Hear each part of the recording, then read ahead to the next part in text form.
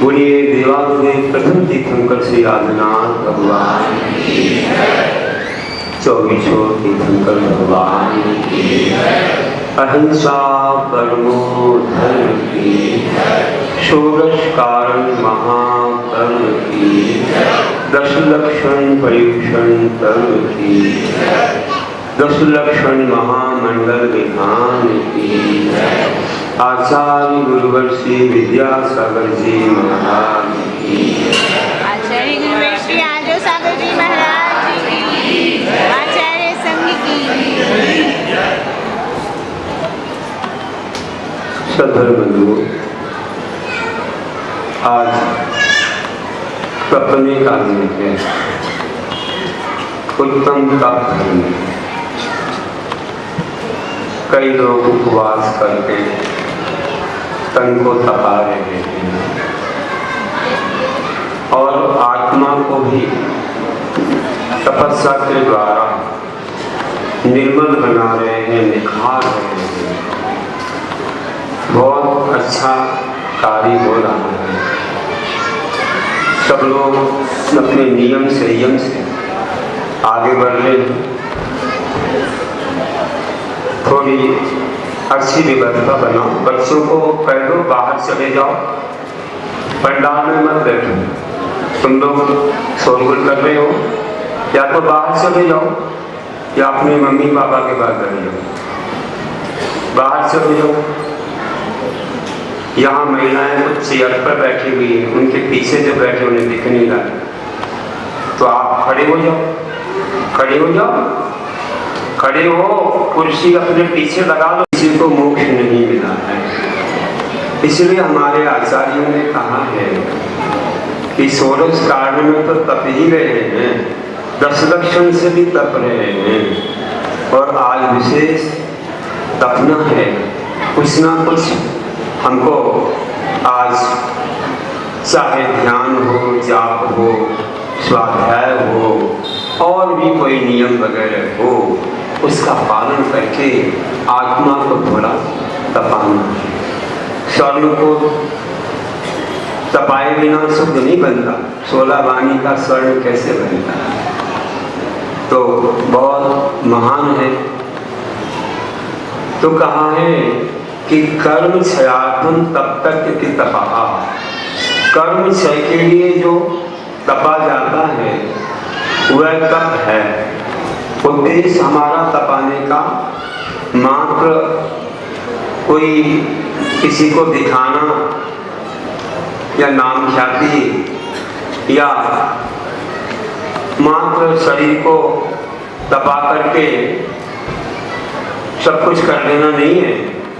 हमें अंतरंग से, अच्छे भावों से तपाना है कि कर्म क्षय हो जाए, कर्मों का क्षय हो जाए, कर्म रूपी कालिमा निकल जाए। इसीलिए जो कर्म क्षय के लिए किया जाए वो तप है, ऐसा सर्वार सिद्धि ने बोला है। कहीं का इच्छा निरोधो तप, इच्छाओं को रोकना तप।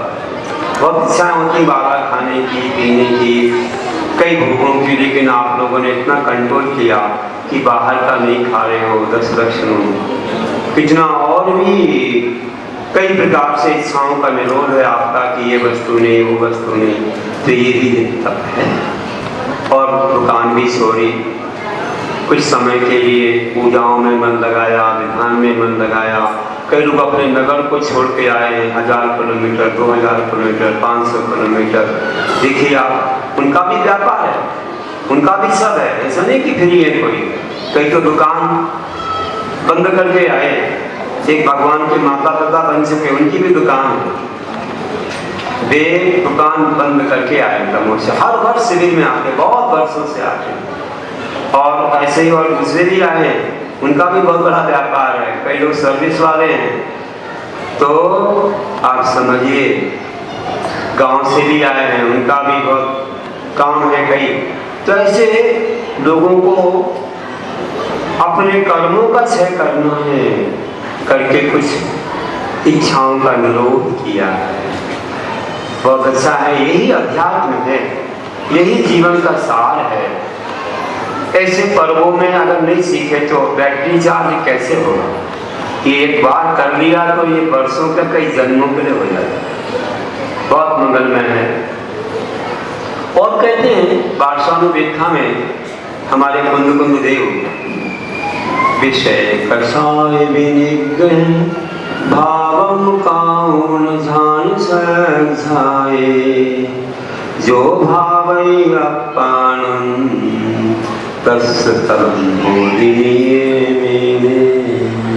क्या बोलते हैं कुंद देव सीमंतर भगवान की वाणी सुन के आए विदेश क्षेत्र से। क्या लिखा है उन्होंने?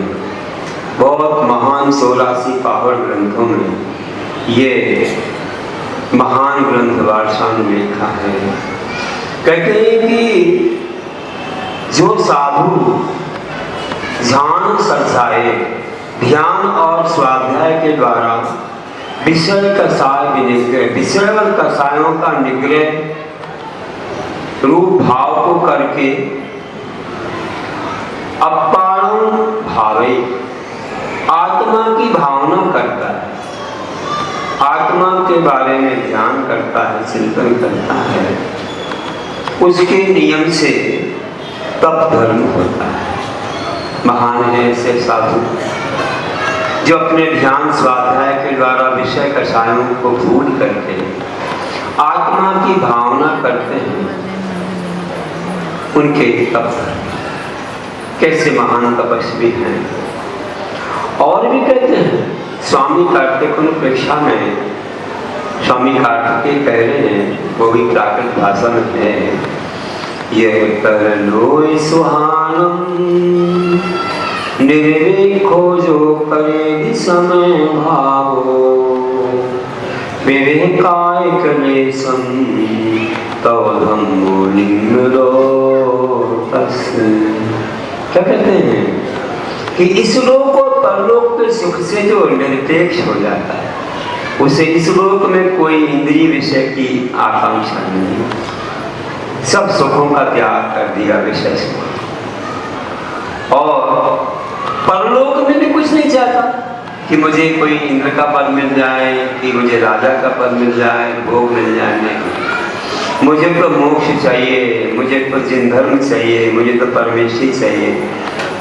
और क्या, मोक्ष मिल गया, वही हमारी अंतिम यात्रा और अंतिम लक्ष्य है। उसके बाद संसार की सारी भटकन 84 के चक्कर से पार हो जाए, जन्म मरण के दुखों से पार हो जाए। देवताओं को भी वो नहीं मिला है, सुख तो मिला है लेकिन अनंत सुख नहीं मिला, वो तो नष्ट होने वाला सुख मिला है। तो ध्यान रखिए कि वह सुख सिद्धों के है, वही चाहते हैं। और एक कुरल काव्य है, वो भी कहते कुंद कुंदाचार्य ने लिखा है। दक्षिण में मानते हैं कोई तिरुवल्लुवर को मानते हैं, उन्हें लिखा है। वो वैसे है तमिल भाषा, लेकिन उसकी संस्कृत भी किसी विद्वान ने बनी। क्या कहते हैं कि सर्वेषां में जीवाना हिंसाया वृत्ति तथा शांत्या ही सर्व दुखानां सहनन तपलिष्यते। तप की परिभाषा बताई कि सभी जीवों के प्रति अहिंसा का भाव, मतलब हिंसा की वृत्ति, मतलब अहिंसा का भाव, सबको बचाने का भाव, आप लोग बचाते हो ना, शाम के पानी पी रहे हो, रात में नहीं खाते हो, अवश्य नहीं खाते हो, ये तो भाव देखभाल के चलते हो। ऐसा भाव और सब दुखों को शांति से सहना। कैसे सहते हैं देखो, एक 5-6 उपवास किए, खबर आई कि महाराज जी कुल्ला कर सकते क्या? आज सुबह किसी ने पूछा, हमने कहा देखो कितना 5-6 उपवास हो गए, बोले कुल्ला की बात महाराज जी से पूछने जा रहे हैं। उन्हें ये नहीं कि हम स्वयं कर रहे हैं, कौन देखने जा रहा है, नहीं, ऐसा नहीं। कुल्ला भी करना तो गुरु की आज्ञा देना है। गुरु का आशीर्वाद नहीं रहा तो कोई काम सफल नहीं होता। उनके आशीर्वाद से ही हर काम में सफलता मिलती है, सबसे आगे बढ़ता है। बिना आशीर्वाद के तो सब बेकार है, कोई प्रयोजन नहीं। तो ऐसे भाव आए। अब मैं स्वयं इस पर पढ़ रहा था तो एक महिला खड़ी रही, बोले उनने पूछवाया है, गजब है, ये अच्छी बात है। तो मैंने कहा नहीं, उपवास में कुल्ला नहीं करते हैं। फिर तो जल लेना हो तो कुल्ला भी करेंगे, तो उसको अनुपवास बोलेंगे या जलोपवास। पूरा उपवास नहीं कहलाएगा, किसी को लेना पड़ता 2-4 दिन में, नहीं है शक्ति तो वे जल ले लेते हैं, एक आध गिलास तो लेते हैं, तो कोई बात नहीं है, वो साधना तो है उपवास की। लेकिन कुल्ला मत करो, कुल्ला करने से उपवास जो पूर्ण है चतुराहार विसर्जन, उसमें अतिचार करना है, ऐसा मैंने बताया। हाँ, कोई उल्टी आ जाए तो कर सकते हैं, पित्त हो जाए तो कर सकते हैं, क्योंकि जूठा मुख हो गया, मैं मंदिर जाना है तो कर लेंगे, कुछ क्लास बता देंगे, कर लेंगे। तो बहुत सरल भी है हमारा जिंदन, ऐसे नहीं है कि मतलब बाधाओं में कोई रास्ता ना हो, तो बहुत अच्छा है। और मैंने एक और कहा था कि श्रावकों के भी तप होते हैं, मुनियों के 12 तप होते हैं, तो श्रावकों के 3 तप होते हैं। अभी मुनियों के 12 तप अपन सुनेंगे, वो श्रावक भी करते हैं, उनका पालन साधना के रूप में श्रावक भी करते हैं। जैसे अपन लोग ध्यान कर रहे हैं शाम को, कल 3 लोग का ध्यान करवाया था, अब शिखर जी का भी ध्यान करवाना है, एक दिन आपकी कुंडलपुर की यात्रा भी करवानी है ध्यान में, है ना, 12 भावना भी करवाना है, पंच धारणा भी। अब समय तो कम है, अब विषय ज़्यादा है, सोचता रहता हूँ क्या करवाऊँगा, देखता हूँ बहुत अच्छे से जिसमें मन लगेगा वो करवाऊँगा, आनंद आना चाहिए। शिखर जी की यात्रा करवाऊँगा, आना फिरी जाना फिरी, और रुक गए तो खाना फिर, आपको बिल्कुल कुछ नहीं लगेगा और आप पूरी वंदना करके आओगे, ऐसी करवाऊंगा बहुत अच्छे से। हर टोंग पर चलेंगे अपन, हर टोंग का ध्यान करेंगे। तो चलिए आज और श्रावकों के व्रत जो तप है, मैंने एक बार कहा, फिर से कहता हूँ कि श्रावकों के जो 3 तप हैं, कितना अच्छा बोला, पद्मनंदी पंचविंशति का एक शास्त्र है, बहुत महान। उसमें बताया कि परवस्य यथाशक्ति भुक्ति त्यागादिकं तपः वस्त्रपूतं विवेक्तोऽयं रात्रि भोजन वर्जनम। परवस्य यथाशक्ति, पर्व दिनों में, ये पर्व चल रहे हैं, 16 कार्य कुछ लक्षण, अष्टानी का पर्व आते हैं, 3 बार आते हैं, और अष्टमी चतुर्दशी आती है। इन दिनों में भुक्ति त्यागादिकं तपः, भुक्ति मतलब भोजन, तो भोजन का त्याग करना, कि हम एकासन करेंगे या उपवास करेंगे, तो ये करना। आदिकम से और भी है, आदिकम से क्या ले सकते हैं, अब किसी को आहार त्याग करना नहीं होता तो कोई रस छोड़ सकता है, रसी कर सकता है, और भी है, कोई अलंकार छोड़ सकता है कि हम इतने अलंकार पहनेंगे, इससे ज़्यादा नहीं, हम इतने वस्त्र पहनेंगे, इससे ज़्यादा नहीं, आज के दिन। तो ये भी एक तप है। इच्छा में पता बोला, आज वाहन में नहीं बैठेंगे, आज नगर से बाहर नहीं जाएंगे, आज इतनी ही वस्तुओं का सेवन करेंगे, आज ब्रह्मचर्य रखेंगे, कि आज हम और भी कोई छोटे छोटे नियम दे सकते हैं कि चटाई पर सोएंगे आदि आदि। तो ये भी एक तप है, ये भी एक तप है, क्योंकि आपने इच्छाओं का निरोध किया है। इच्छा निरोध होता है।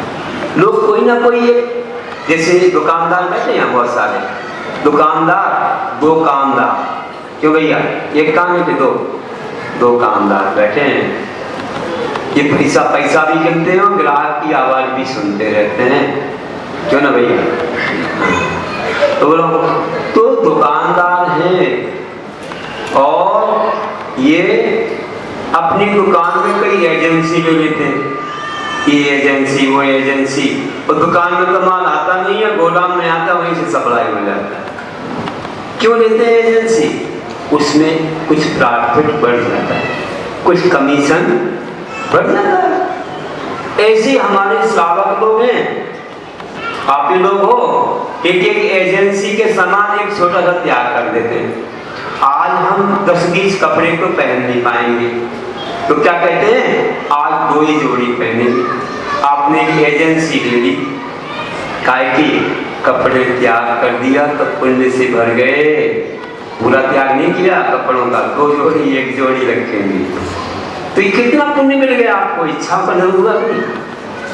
आज हम इतने अन्न खाएंगे या इतनी कोई चीज खाएंगे, इतने बार ही खाएंगे, तो ये भी एक पुण्य कमाने का अच्छा तरीका है, लेकिन लोगों को मालूम नहीं है। तो आप लोग किया करो ऐसा कि आज भाई कितने अलंकार है शरीर में, आज नया नहीं पहनेंगे, आपका तप हो गया, इच्छा नहीं। तो वहां का भुक्ति त्यागादिकम तपः। आज कहीं जाना नहीं है तो आज वाहन भी नहीं करेंगे, एक वाहन पर आपके सब। तुम्हारे पास तो बहुत सारे वाहन है ना, नहीं है क्या? 4 व्हीलर भी है, 2 व्हीलर भी है, 2 व्हीलर में स्कूटी भी है, एक दूसरी चीज भी है, बुलेट भी। ये बुलेट वाले हमने देख लिया तुमको, हाँ अब धीरे से चलाना, नहीं तो फिर अब तुमको बना दिया है, हाँ नहीं तो तुम जल्दी ऊपर चले जाओ। अभी बहुत रक्षा करनी है, गुरु के आशीर्वाद से बने हो और गुरु भक्तों को अनेकांत मान। मेरा ऐसे लोगों को खूब आशीर्वाद है। तो कितनी गाड़ियां हैं, तो आप नियम कर लो कि भैया आज तो हम 1 गाड़ी उपयोग करेंगे, 2 गाड़ी करेंगे, 3 इच्छा में वो होता। इतने अलंकार, इतने वस्त्र, इतने मकान, इतने कोई भी चीज, चेयर या कोई भी सोफा सेट वगैरह, कुछ भी जितनी भी भोग की सामग्रियां उनमें लिमिट अगर बना दिया तो मैं मानूंगा कि आपने तप कर दिया। चलिए तरीके बहुत हैं, लेकिन लोग जानते नहीं, केवल आहार में जानते ये तप है, ये तप है, ये तप है। पर्वत पर खड़े हो जाना तप है, ऐसा नहीं है। बस तो मौन से व्रत करना भी ये भी एक तप है, मौन से आहार करना। कभी कभी एकांत साधना महाराज जी रोज मौन से करते हो, तुम लोग महाराज जी उठा भी नहीं सकते, अपने हाथ से मंगा भी नहीं सकते। आप तो हाथ से उठा दो, इशारा कर लो, तो भी मौन नहीं रखते, हूं करने की छूट दे देंगे, हूं उतना तो कर। तो चलिए भाई ऐसे, और क्या बोला? अभी तो पहला तप हुआ भक्ति त्याग, और दूसरा वस्त्र पूर्वम पेदेतोयम, वस्त्र से पवित्र जल क्या हुआ? छान करके पानी पी। कैसे पवित्र होता है?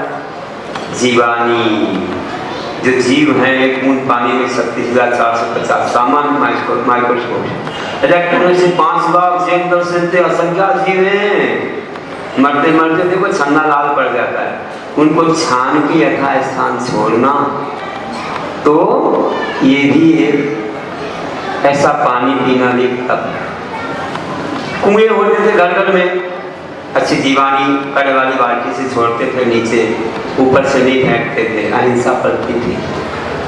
फिर कई लोगों ने बोरिंग कराना शुरू कर दिया, तो बोरिंग भी आप चाहिए बुंदेलखंड में ओपन बोर, घर में जीवानी यंत्र लगा रखा है, वो जीवानी यंत्र है ना, बाल्टी चली जाती है उसमें। बहुत अच्छे एक व्यक्ति हैं विदिशा में, यही काम उनका पूरे भारत में लगाते हैं। आप एक आर्डर दोगे आ जाएगी। हमारे साथ रोज जंगल जाते थे, विदिशा में थे गर्मी में। बहुत अच्छा काम है उनका। अब इतना पुण्य बढ़ गया उनका कि उनकी तो फैक्ट्री जैसी हो गई।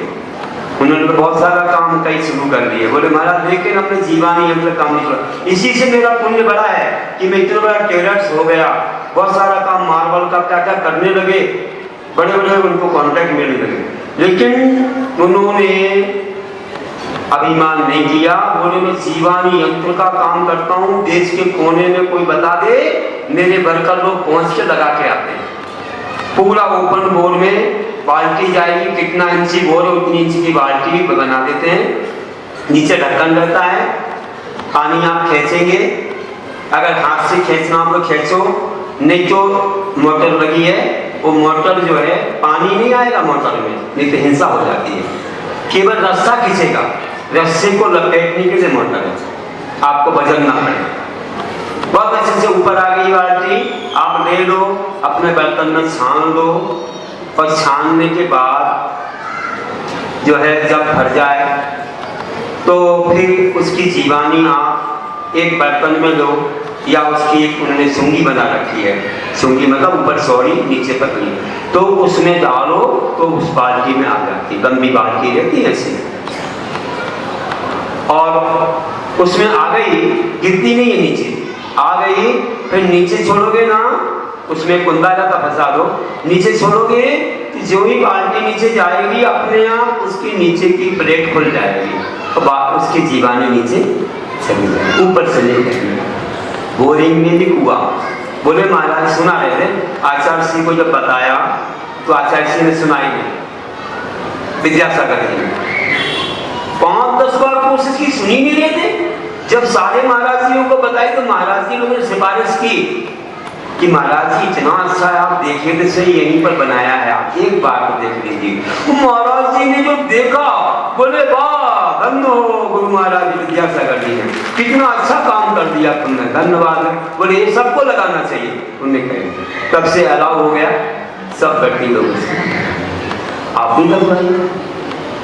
आप तो बस मोटर से करते हो, उसमें पानी घूमता है अंदर, हिंसा हो जाती है और जीवानी छोड़ने की व्यवस्था नहीं, तो करिए। और एक और अच्छा उपाय है, अभी सब महाराज जी लोग बोल रहे हैं, राजस्थान में भी कई जगह जहाँ पानी ज़्यादा नहीं गिरता वहां भी लोगों ने काम शुरू कर दिया, हर घर में अमृत कुंड बना रहे हैं। जब भी जो घर बनाते हैं, एक आप तो सेप्टिक टैंक को तो गड्ढा खुदवाते हैं, एक ऐसा गड्ढा भी खुदवाओ, स्ट्रॉन्ग रूम जैसे बैंक वाले बनाते, स्ट्रॉन्ग रूम पूरा सीमेंट से पक्का, अच्छा बढ़िया हो, एक रूम के बराबर, और अपने छत का जो पानी है, ऊपर वाली छत का,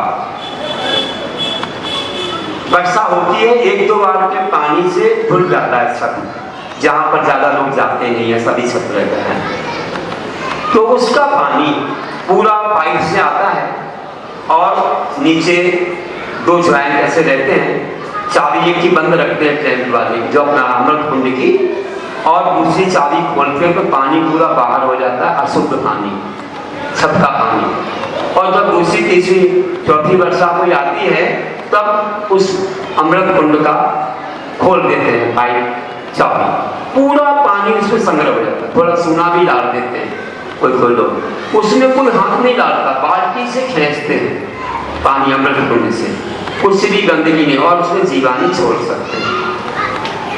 6-6 महीने चल रहा, 8-8 महीने, बताइए आप कितनी बड़ी सुविधा, पूरे राजस्थान में प्रचार हो गया, हर जगह इतना अमृत जैसा पानी, इतना हल्का सुपाच्य से रहता है, जीव भी नहीं पड़ते, इतना अच्छा पानी बरसात का। तो सब घर में होना चाहिए। जो नए घर बनवा रहे हैं वहां एक स्ट्रॉन्ग रूम के समान आप एक अमृत कुंड जरूर बनवाइए, व्यक्तियों की व्यवस्था हो जाएगी, कहीं दूर नहीं जाना पड़ेगा देने के लिए, कभी भी व्रत करो और जीवानी छोड़ो, बहुत अच्छा रहेगा। तो सब लोग बनवा रहे हैं, अथवा छत पर एक टीन सेट लगा दो, उसका पानी भी एक जगह आ जाता है, कोई भी ऐसा कर सकते हैं। अथवा अगर आपने आपने नहीं बनवा पाया है तो ऊपर एक इंसेट बनवा लो या तो फिर एक टंकी रख लो और बरसात का पानी इकट्ठा करके उसमें डालते जाओ। जब वर्षा होती है तो उसमें डालो, तो भी वो 2-4-6 महीने चल जाएगा। तरीके बहुत हैं और हर घर में लोग इकट्ठा करके प्रतिमाधारी बन रहे हैं, अनुवृत्ति बन रहे हैं, गल्पों में पाल रहे हैं। तो कहा कि वस्त्र ऊतम प्रवेतोयम, दूसरा तप है आपका। पहला तप एकासन आदि करना, उपवास आदि। दूसरा तप कि आपको छान के पानी पीना। और तीसरा तप है रात्रि भोजन वर्जनम, रात्रि में भोजन नहीं। रात में आप देखते ही हो, ऐसे ही सूर्यास्त होने के बाद अल्ट्रावायलेट किरणों के अभाव में कई जीवों की उत्पत्ति होती है, गिर जाते हैं, उसको विषाक्त बनाते हैं, भोजन अशुद्ध होता है और लाइट के कीड़े वगैरह भी आते हैं। रात में भूख भी मंद पड़ जाती है। डॉक्टरों का कहना भी है कि आधा भोजन पचने के बाद ही शयन करना चाहिए, जिससे स्वास्थ्य अच्छा रहता है। कब्ज है, कई प्रकार की और बीमारियां आती हैं, इसलिए रात में नहीं खाना है। शाम को खा लोगे तो आधा भोजन पच जाएगा, 8 घंटे में भस्म होता है, तो आधा भोजन पच जाएगा, फिर सोओगे तो आराम से आपकी जिंदगी निरोगता के साथ चल सकती है। इसलिए दिन में ही भोजन करना चाहिए। बहुत सारे तर्क हैं, अभी इस पर पुस्तक भी लिखी गई है, लेकिन अभी अपने पास थोड़ा वक्त अपने थोड़ी चीज समझी। तो रात्रि में ऐसे ऐसे हमने बताया उदाहरण आपको कि मिश्रीलाल गंगवार जैसे मुख्यमंत्री रात में नहीं खाते थे, 5 बज गया तो मीटिंग से उठ के चले जाते थे और कलेक्टर बोलता था 5 बजे उनका भोजन होगा। और सुबह के भोजन करने के बाद टिफिन डब्बा तैयार, 5 बजा जंगल में गाड़ी खड़ी हो गई और वहीं भोजन करना। मुख्यमंत्री थे मध्य भारत के, बताइए दिगंबर जैन कैसे विदेशी अतिथियों को उन्हें शाकाहारी बना दिया। नेहरू जी की खबर आई थी, उन्होंने कहा नहीं मैं तो वही खिलाऊंगा जो मैं खाता हूँ। नहीं, नाराज हो, नहीं होंगे। इतना अच्छा शाकाहार भोजन, इतने अच्छे पकवान खिलाए कि भाई कहने लगे ऐसा तो कभी नहीं खाया, मैं तो ऐसा ही हमेशा खाना चाहता हूँ। और उन्होंने इस प्रकार भारत में आकर के तो मैं शाकाहारी करूँगा और विदेश में भी ऐसा मिलता रहे तो मैं ऐसा ही भोजन करूँगा। इतने प्रसन्न हो गए। तो माँ जब नेहरू जी को मालूम पड़ा, नेहरू जी को ने कहा वाह आपने इतना बड़ा काम कर दिया कि उनको भी आपने शाकाहारी बना दिया। तो ऐसे बहुत अच्छे भाव रहते हैं। हमारे जीवन में बहुत शक्तियां हैं, उपयोग नहीं कर रहे हैं। कई लोग की दुकानों में काम करने वाले नौकर वर्कर लोग अहिंसक हो जाते हैं, शाकाहारी हो जाते हैं, समझाते हैं लोग, बताते हैं उनको, अपना प्रभाव डालते हैं, निश्चित रूप से वे भी शाकाहारी बन जाते हैं। थोड़ा अपन लोग समझाया करें उनको, कुछ ना कुछ याद भी दिलवाया करें। चलिए ऐसे हमने आज श्लोकों के भी तप सुने और जो 12 तप हैं उनमें 6 बाह्य तप हैं, 6 अंतरंग तप हैं मुनियों के। जैसे अनशन मतलब अनअसन, अन्न नहीं, असन मतलब भोजन नहीं करना, अनशन है नहीं कि मंच पर बैठ गए तो अनशन हो गया, पर्दे के पीछे सब खाते हैं जब, वो नहीं। अनशन मतलब होता है जिसमें भोजन नहीं किया जाता। और 7 प्रकार का आहार है, खाद्य स्वाद लेपे, पानी भी आहार में आता है। तो खाद्य में जो आप खाते हो रोटी दाल भात आदि जो भी लड्डू वगैरह सब आएंगे। और स्वाद में सौंफ वगैरह लौंग वगैरह आएगी। रेह में रबड़ी वगैरह चाटने योग्य पदार्थ आते हैं, मलाई वगैरह। और पेट में पानी दूध या कोई जूस या कोई भी चीज सब आएगी। तो चतुराहार विसर्जन, चारों प्रकार के आहार त्याग करना, पूरा रात्रि भोजन त्याग है। कुछ भी नहीं लेना रात में सूर्यास्त के बाद, बल्कि 72 मिनट पहले ले लेना चाहिए, 3 घटिका प्रमाण पहले, क्योंकि जीवों की उत्पत्ति प्रारंभ हो जाती है। सुबह 3 घटिका हो जाए, 72 मिनट हो जाए, 24 मिनट की 1 घड़ी बचती है, तो फिर बाद में ही भोजन शुरू करना चाहिए। ये शास्त्र का नियम है, व्यक्ति लोगों के लिए आवश्यक ही है। सामान्य लोग ये कर सकते हैं पालन, नहीं तो कम से कम सूर्य प्रकाश आपको मिले तो अच्छा है। तो इतना आपको ध्यान रखना है। तो जो व्यक्ति रात में पानी भी नहीं लेता उसको 1 वर्ष में 6 महीने के उपवास का फल मिलता है। तो महाभारत में भी लिखा है अनुशासन पर्व में कि उसको 1 महीने में 15 दिन के उपवास का फल मिलता है। वहां भी क्या बताया, आप सोचो जैन धर्म में ऐसा नहीं है। देखो क्या लिखा हुआ, श्लोक आया महाभारत में कि मद्यमासासनं रात्रिं भोजनं कंदभक्षणं ये कुर्वन्ति वृथा तेषां तीर्थयात्रा जपस्तपः। क्या कहते हैं, मद्यमासासनं रात्रिं भोजनं कंदभक्षणं। जो मद्य का सेवन करते हैं, मांस का सेवन करते हैं और रात्रि भोजन करते हैं, कंद भक्षण, जमी कंद, आलू प्याज आदि का भक्षण करते हैं। तो आलू प्याज आदि में क्या होता है, अनंत का जीव होते हैं। एक सुई की नोक के बराबर इतने जीव हैं, ब्रह्मांड के बराबर है, तो लोक में नहीं बनेंगे। कुंदकुंदाचार्य समय सारे बोलते हैं अपने अष्टपावल में कि हे जीव, तूने कंदमूल खा करके अनंत काल से निगोद के दुख सही, तो निगोद में जाना पड़ता है। नियम से 2000 सागरों पर अधिक से अधिक होगा, नहीं तो बीच में निगोद में गए एक श्वास में 18 बार जन्म करना पड़ता है। इसलिए इनको छोड़ना तामसिक भी होते हैं, ज्यादा हिंसा जिसमें तामसिक भी है। तो साधना धीरे बनाना चाहिए, कभी कभी पर्वतन में बनाते ही हैं और जैसा हो सके वैसे। कई घरों में तो आते ही नहीं है और कई लोग अष्टमी तुलसी नहीं खाते हैं, पर्व में नहीं खाते हैं, लेकिन हम लोग उनको बताते जरूर है कि देखो इस चीज को छुपाना नहीं है। मैं तो एक बार का अमरावती की बात है, तो वहाँ एक सिंधी बोल रहा है एक जैन से कि भैया ये जैन है क्या? बोले कहाँ जैन है? अरे बोला आलू क्या खरीद रहे, आपको जैनों में तो इसका त्याग होता है। अब उसको मालूम नहीं जैनों में खाते हैं ना, ऐसी चीज है। तो उदाहरण हमको मिल जाते हैं। तो बस ऐसी बात है कि महाभारत में भी त्याग बताया। फिर क्या बोला कि ये कुर्वन्ति वृथा तेषां तीर्थ यात्रा जपस्तप। ये जो करते हैं उनकी व्यर्थ है। क्या व्यर्थ है? तीर्थ यात्रा जप तप सब व्यर्थ है। जो ये खाएगा वो सब उसका बेकार हो जाएगा। बताइए, हम लोग जब उनके साधु लोग मिलते हैं तो हमें बात सुनाते हैं कि आपके यहाँ ये लिखा होगा, रामायण के लिए कुछ अच्छे श्लोक हैं। तो ऐसे महान इस भारत में संदेश महापुरुषों ने दिए हैं, लेकिन हम लोग थोड़े थोड़े भूलते जा रहे हैं। आज रामायण सुनाते हैं, महाभारत सुनाते हैं, गीता के पाठ होते हैं, लेकिन ये सब बातें ऊपर उथली बातें कर देते, सबको खुश करने की बातें कर देते, और अगर श्रद्धे बनते नहीं तो पैसा नहीं मिलेगा। अरे ऐसी चीज सुनाओ जिससे आचरण बढ़े। लोग देखो आज इतने व्यसनी हो गए हैं, कोई शराब पी रहा है, कोई गुटखा खा रहा है, छत पर ही लगाते लोग।